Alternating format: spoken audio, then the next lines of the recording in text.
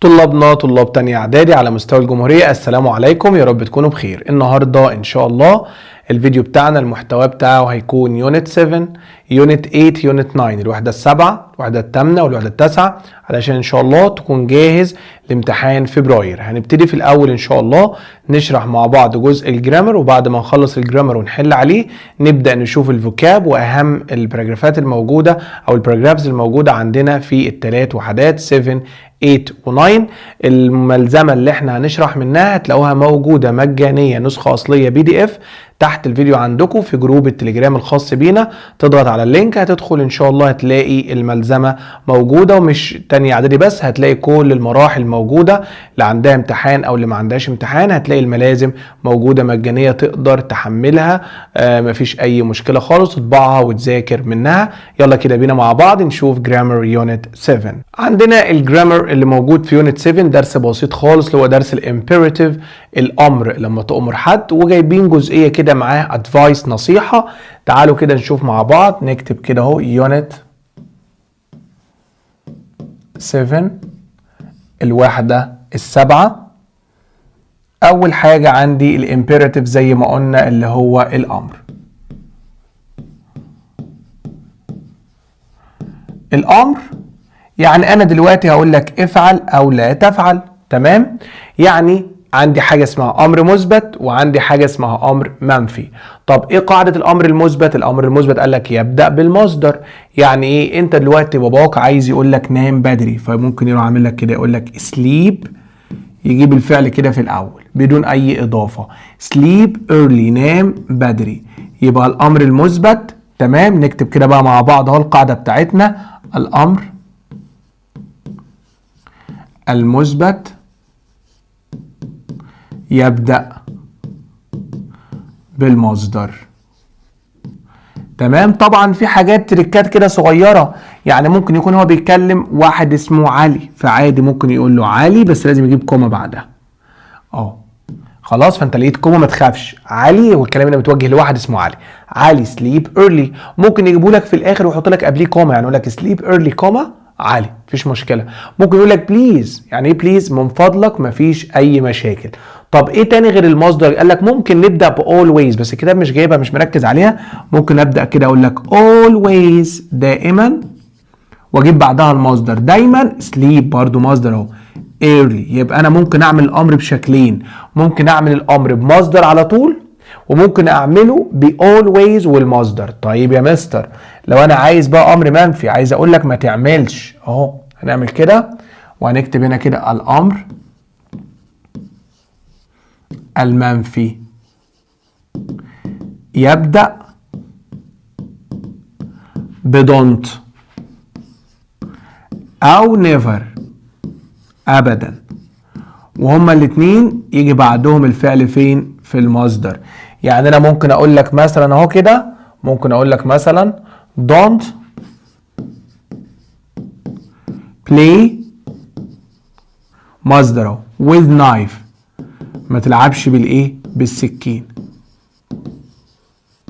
تمام؟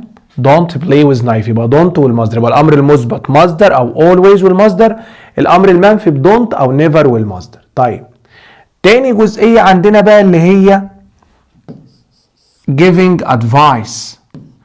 ايه الادفايس دي يا جماعة؟ النصيحة. النصيحة يعني انا عايز اقول لك كل حاجة صحية، اعمل حاجة صحية. بنشتغل بكلمة اسمها should، والنفي بتاعها مين؟ shouldn't. الكلام ده المفروض انت عارفه، احنا بنراجع، ابتدينا بنشرح من الاول على، يعني احنا حاطين في دماغنا ان انت او ان انتوا ما تعرفوش اي حاجه خالص، بسم الله ما شاء الله، مش مذاكرين، فاحنا ايه؟ بنعيد كل حاجه اهو. should و shouldn't بيجي بعدها الفعل فين؟ في المصدر. should معناها يجب، و shouldn't معناها لا يجب. يجي مثلا يقول لك ايه الكلام ده كل شويه نسمعه، يقول لك you should، انت يجب ان انت eat، تاكل healthy food، انت المفروض ان انت تاكل healthy food. يعني ايه healthy food؟ طعام صحي. جاي ايه بعد should هنا؟ مصدر. تمام؟ ومحدش بياكل، وبرضه بناكل نفس النظام، نفس الاكل الانهيلثي. انا اللي يهمني ان should و shouldn't بيجي بعدها المصدر. طب الكلام ده انا هحل عليه ازاي؟ دي النقطه المهمه بقى. ما هو احنا في الفهم الله كلنا بنفهم كويس وبنفهم بسرعه. نيجي نحل دي الملزمه بتاعتنا، طبعا بدأ بالكلمات وبعد كده تمرينات على الكلمات، مالناش دعوه بالكلمات دلوقتي خالص، انا بس عايز التركيز بتاعك كله في الايه، في الجرامر دلوقتي. اهو قاعده موجوده، ادي عندك الامر open the book، don't او never والمصدر، والنصيحه بشود وشودنت. حل بقى، انت حليت خلاص، لان دي كلها جمل كتاب المدرسه وجمل كتاب التقييمات. It's important to wake up early to be able to catch the school bus. ماشي، هو عايز مين should؟ ايه قاعدة should؟ فاعل. should مصدر. طب مين الفاعل هنا؟ تعال ندور. من المهم ان انت تصحى بدري، ده مفيش فاعل يا مستر. طب انا اعمل ايه؟ عادي اجيب يو على طول وادخل وراها بشود. طب انا عايز اقول لهم هنا انتوا يجب ان انتوا ايه؟ تصحوا. فين يصحوا؟ اهي ويك مصدر، هي مصدر، ادي اب، واكمل كل ده هنا واحط النقطه واشيل الجزئيه دي. يبقى لما ما نلاقيش فاعل ممكن نستخدم يو، يبقى يو شود ويك اب ايرلي. طب الثانيه ايه ده؟ ده عايز ريمبر وجايب بعدها ايه؟ وجايب اول حرف فيها كابيتال، يعني عايز نبدا بيها، يعني عايز امر. ماشي. don't forget to check، خلاص ما تنساش، يبقى remember to check كل حاجه زي ما هي وحط نقطه في الاخر. You shouldn't eat in the class. don't. طب ايه قاعدة don't والمصدر، ادي عمي don't. فين المصدر؟ eat. ما انا لما اقول لك ما تاكلش في الفصل، هي you shouldn't eat in the classroom. طيب never، ايه قاعدة never مصدر تيجي في الاول. don't be late يبقى never، وادي يا عم be late for school. if I were you، ده انا لو مكانك I would make a study plan. عايز should، فين الفاعل؟ you، يبقى اقول لك you، وقلنا بندخل بعدها بشود. فين المصدر؟ انا عايز اقول له ايه؟ لازم تعمل study plan اهي، make a study plan. يا مستر ده احنا حذفنا كتير. لان الجزئية دي كلها معناها لو انا كنت مكانك يبقى انت يجب، هي الصفحة اللي بعدها shouldn't. ماشي. don't talk loud، اللي ما تتكلمش صوت عالي، مفيش فاعل، خلاص يبقى you shouldn't، انت لا يجب. فين المصدر؟ talk، يبقى you shouldn't talk during the class. my advice is to have a study timetable. نصيحتي ان انت يكون عندك خطة دراسة. should، فين الفاعل؟ مفيش، يبقى you should. فين المصدر؟ اهو have. انت لازم يكون عندك a study timetable. don't talk while the teacher is working، ما تتكلمش والاستاذ بيتكلم. shouldn't، مفيش فاعل، يبقى you shouldn't، انت لا يجب ان انت ايه؟ talk، تتحدث while the teacher is working. remember not to forget your bag. don't، تمام، يبقى لا تنسى، يبقى don't forget your bag. it's important to organize your time. should، مفيش فاعل، يبقى you should organize your time wisely. فهمنا الفكرة؟ مفيش فاعل بنجيب فاعل، ندخل بشود والمصدر او نبدأ بمصدر على طول حسب اللي هو طالبه مني. يا رب نكون فهمنا يونت 7 او جرامر يونت 7. ناخد ريست صغير ونرجع نشوف جرامر يونت 8. وبعد ما خلصنا جرامر يونت 7 تعالوا نشوف مع بعض جرامر يونت 8، قواعد الوحدة التامة. يا رب نكون فاهمين، ما نكونش ايه قاعدين نقلب في التعليقات وخلاص بقى. يونت 8 عندنا حاجة اسمها روابط الكونتراست.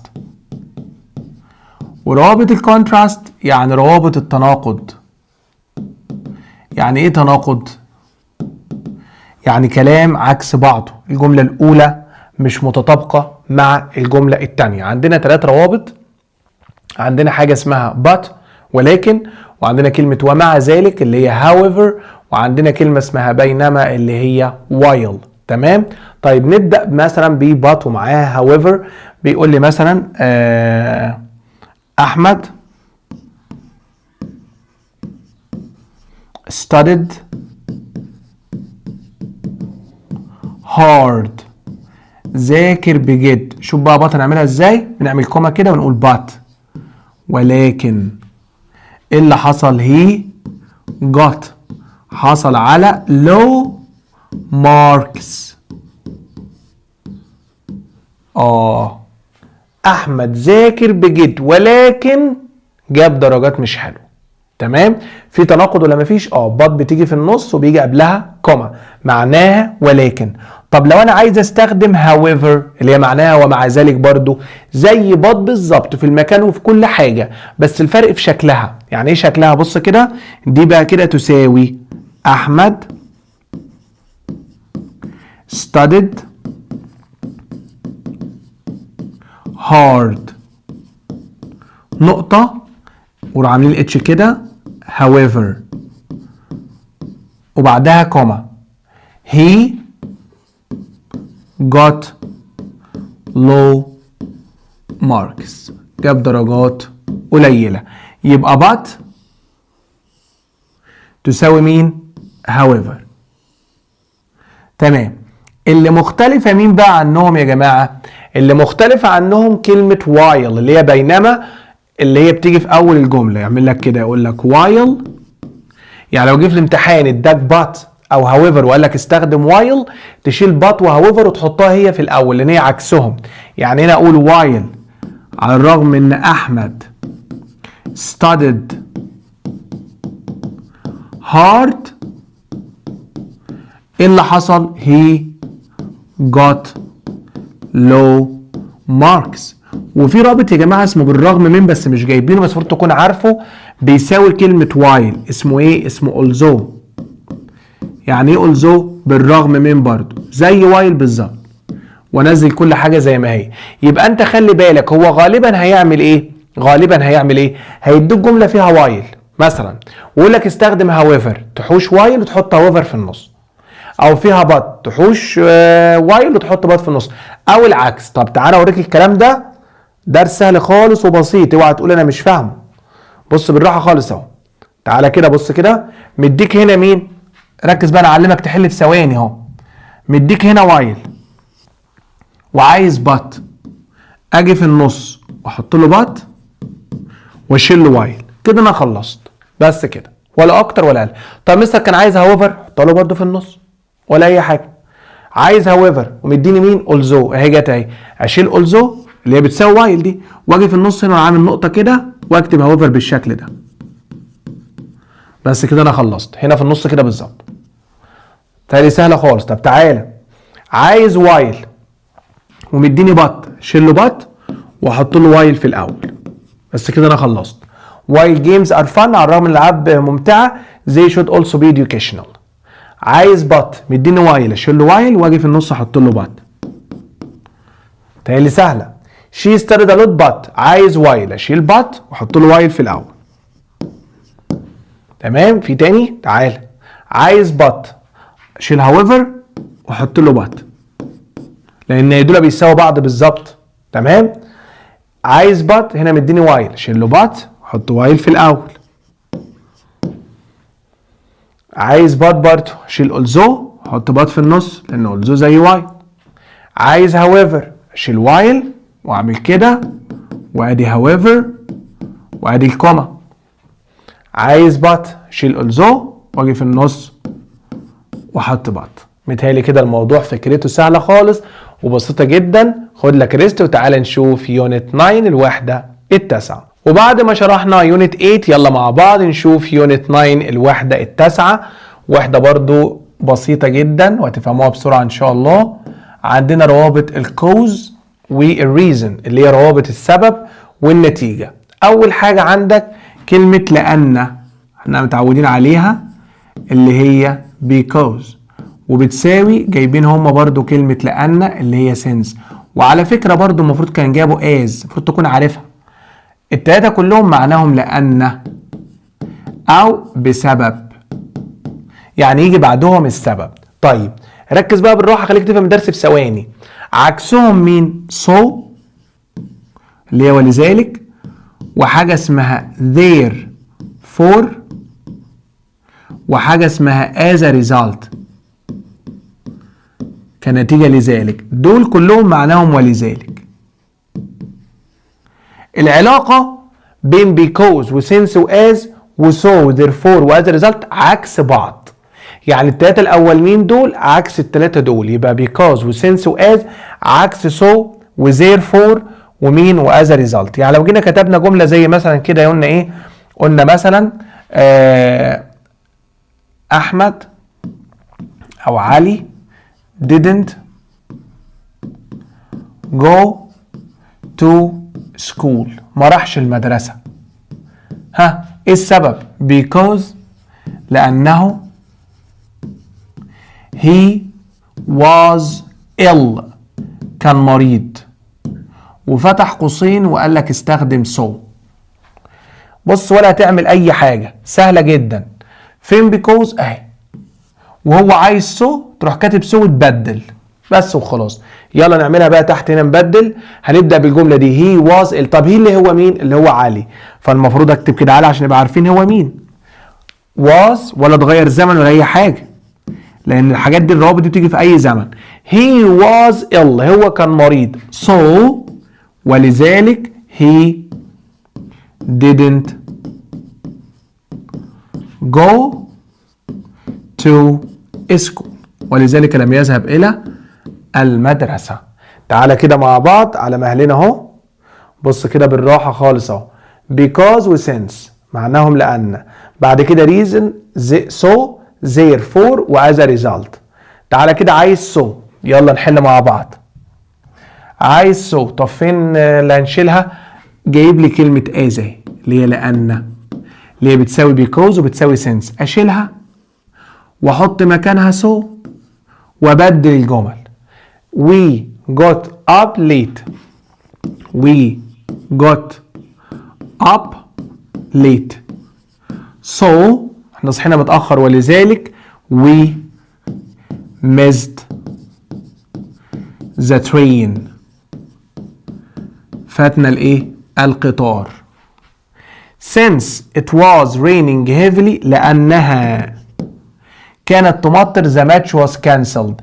عايز مين؟ عايز therefore. طب ما هي therefore عكس مين؟ عكس since. احطها في النص واشيل مين؟ since. يبقى اقول it was raining heavily، كانت اما تمطر بغزارة. therefore ولذلك the match was cancelled. عايز because اشيل له so واحط له because واعمل ايه؟ واعكس. هات لي الجمله دي we couldn't، نحن لم نستطيع ان احنا go out. ليه؟ because the streets، لان الشوارع مالها were full of water، were full of water. تمام. بعدها he succeeded as he studied hard، هو نجح لان هو ذاكر بجد. عايز as او خليها so بقى. تمام. يبقى هنعمل نفس النظام، هنحط so ونعكس الجمل. بعد كده عايز because ومديني مين؟ therefore. اشيل therefore واعكس الجمل. we didn't go to school due to the heavy rain. عايز since لان due to دي يا جماعه معناها بسبب، بيجي بعدها noun يعني ايه؟ اسم. انما احنا عايزين جمله. تمام. وسنس بتساوي because. تمام. يبقى انا هحط since واقول it was raining heavily، كانت بتمطر بغزاره. it's a good idea to make a study plan. should دي حليناها you should make a study plan، وبعد كده دي اهم الموضوعات الموجوده عندنا في المنهج. دلوقتي شرحنا الجرامر، ناخد ريست صغير ونرجع بقى نقرا معاك اهم الكلمات والتعبيرات الموجوده عندنا في يونت 7 يونت 8 يونت 9. دلوقتي وصلنا لاهم الفوكاب اللي في يونت 7 زي ما قلنا ويونت 8 ويونت 9. تعال نشوف كده مع بعض. اول كلمه عندي كلمه rules. rules dress code dress code behavior behavior hallway hallway smoothly smoothly bird bird organized organized principal principal line line playground playground well planned productive productive forbidden forbidden sneakers effectively effectively manage manage, fair, chart, make sense, service, steps, distraction, bride, manners, self-control, timetable, responsibility, notice, uniform, gym. عند الديفينيشنز يعني ايه rules، يعني ايه قواعد.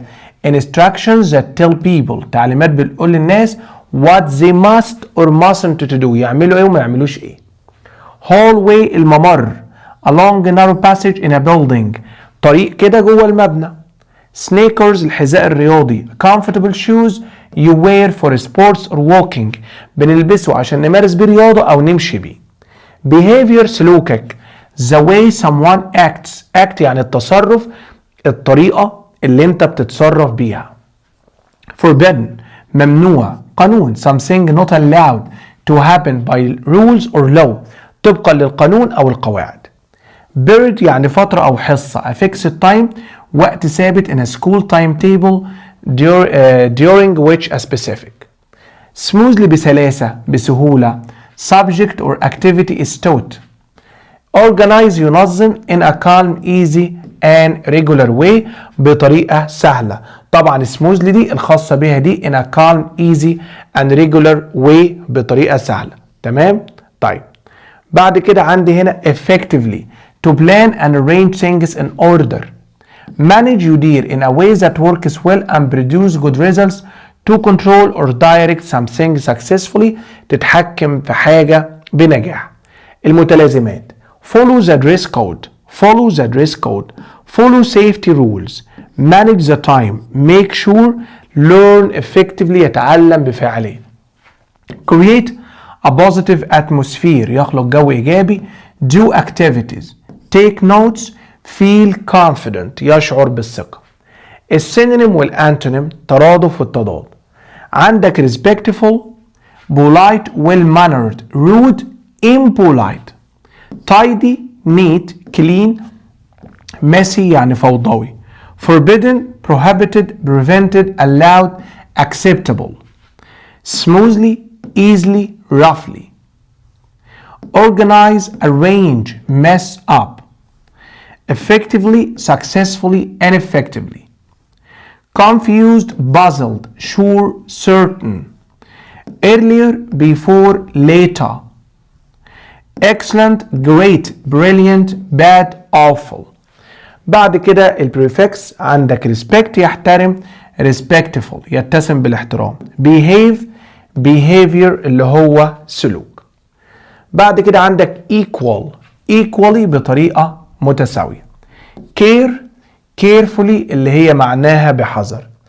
control self control اللي هو التحكم بالنفس. organize unorganized غير منظم. care careless اللي هي مهمل. وbuild يبني building اللي هو مبنى. wear wore worn forbid forbidden teach يدرس taught. حروف الجر بقى. participate actively يشارك بفعالية. at break times اللي هي في أوقات الراحة. in order يعني بترتيب معين. discuss with يناقش حاجة مع حد. present our ideas نعرض أفكارنا. by the way بالمناسبة. prepare for يجهز. fixed study period يعني فترة دراسة ثابتة. تلاقي بقى جمل مهمة جدا، كتاب التدريبات وكتاب المدرسة بتاع التقييمات.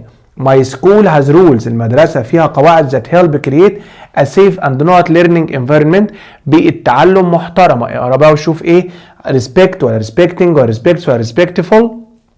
at school students must follow the يتبعوا نقط كود. كلمة كود بتاخد دريس كود، سكيرت كود، شيرت كود، بانت كود.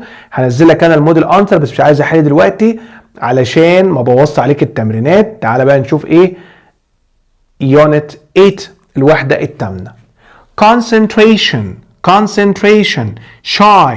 shy experts smart learning imagine atmosphere struggle definition effective combine handle meaningful anxious, technique, process, debate, mental, participate, motivate, interactive, emphasize, photosynthesis, strategy. أول حاجة عندك هنا concentration التركيز focusing your mind on one thing تركز عقلك على حاجة واحدة. mental يعني عقلي related to the mind or thinking له علاقة بالمايند أو بالthinking التفكير. experts خبراء people who know a lot about something ناس عارفة حاجات كتير عن شيء معين. combine to put things together ندخل حاجات مع بعض. shy خجول not confident مش واثق to talk to others ان هو يتكلم مع الآخرين. participate يشارك to take part in an activity يشترك في نشاط. interactive تفاعلي involving active participation and communication. anxious قلق worried or nervous قلقان أو عصبي. meaningful ذو معنى having real importance or purpose. imagine يتخيل to form ideas in the mind يكون أفكار عن شيء معين. emphasize يتعاطف to understand أو يتأكد أو يفهم to understand others feeling يفهم مشاعر الآخرين. solve problems give rules make sure build confidence make a story get distracted find solutions develop quick thinking feel bored feel anxious set goals يحط أهداف. concentration focusing distraction develop improve grow كل ده ترادف. stop decline دول العكس. effective successful efficient weak useless. shy timid quiet confident bold. motivate encourage inspire discourage. connect link join separate disconnect. anxious worried nervous calm relaxed. meaningful important significant meaningless. joy happiness delight sadness sorrow. silence quiet stillness noise. memorize learn by heart remember forget ignore. familiar well known common strange unfamiliar. perfect excellent imperfect غير كامل. بريفكس بقى concentrate نحط له اي تبقى concentration. educate يعلم educational تعليمي. memory ذاكرة memorize يحفظ. empathy empathize. create creative مبدع. meaningful ذو معنى. important مهم. طب لما نقول importance أهمية. achieve يحقق achievable ممكن إنجازه achievement يعني إنجاز. read يقرأ طب لما نحط لها قبلها read معناها يعيد فعل الحاجة read تعطي معنى مرة أخرى. read يعني يعيد قراءة. الأفعال find found choose chosen coast. التعبيرات بقى عندك مين؟ focus on emphasize with without feeling bored struggle with take a long time move towards write notes time management اللي هي إدارة الوقت. وعندك مجموعة تمرينات means related to the mind الحاجة اللي لها علاقة بالعقل والتفكير اسمها emotional ولا mental ولا physical ولا practical. عايزين كلمة عقلي وابدأ بقى حل تمريناتك على مهلك خالص بس تحفظ الكلمات كويس. تعال نشوف يونت 9 job profile responsibilities communication mindful motivation interests nursing architecture environmental scientist community development passion qualifications strengths employer stress. بعد كده عندي satisfaction satisfying needs presentation inspire career facilitating certificates employees opportunities disappointment journalism graphic design management flexibility. job profile وصف الوظيفة a short description of a person's work skills and responsibilities بيبقى مكتوب فيها مهاراتك، مؤهلاتك، الشغل بتاعك. responsibilities مسؤوليات، duties الواجبات or tasks someone must do الحاجات اللي انت لازم تعملها، يقول لك دي مسؤوليتي. qualifications مؤهلاتك، انت معاك كلية ايه، معاك ايه. studies or training need for a job. career الحياة المهنية the work a person does through life الحاجة اللي بنشتغلها طول حياتنا. communication التواصل the way people share ideas thoughts or feelings الطريقة اللي الناس بتتشارك الأفكار أو المشاعر أو المعتقدات. interests اهتماماتنا things you like or enjoy حاجات اللي انت بتحبها أو بتستمتع بيها. motivation الدافع حاجة اللي هي بتدفعني ان انا اعمل الحاجة دي. what pushes اللي بيدفعك you to do something and helps you keep going until you succeed وتفضل مكمل لحد ما تنجح. disappointment بعد الشر عليك وخيبة الأمل a feeling of sadness تكون زعلان unhappiness and dissatisfaction وعدم الرضا. stress يقول لك ده انا عليا stress يعني ضغط feeling worried or under pressure يبقى قلقانة وتحت ضغط. satisfaction الرضا feeling happy and proud of what you did تبقى مبسوط وسعيد باللي انت عملته، يبقى انت كده عندك شعور بالايه، شعور بالرضا. المتلازمات بقى support students يدعم الطلبة، solve problems يحل مشاكل، test equipment cause stress affect happiness، plan the future make products make friends consider skills consider personality.